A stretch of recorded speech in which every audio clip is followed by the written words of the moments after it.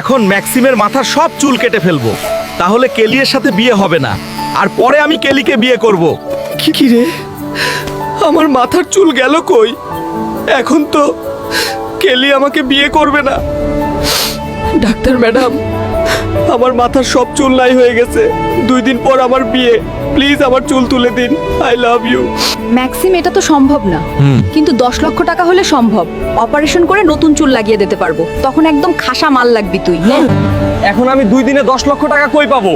আমার তো কোনো চাকরিও নাই, এখন আমার একটা কাজ খুঁজতে হবে রে। চাচা, আমি শেষ হয়ে গেছি, 2 দিনের মধ্যে 10 লক্ষ টাকা লাগবে, না হলে আমার বিয়ে ভেঙে যাবে। ঠিক আছে ভাতিজা, আমার এখানে 10টা ওয়াশরুম বিল্ডিং আছে, ওগুলা পরিষ্কার করে দে, 2 দিনের মধ্যে তোকে 10 লক্ষ টাকা দিব।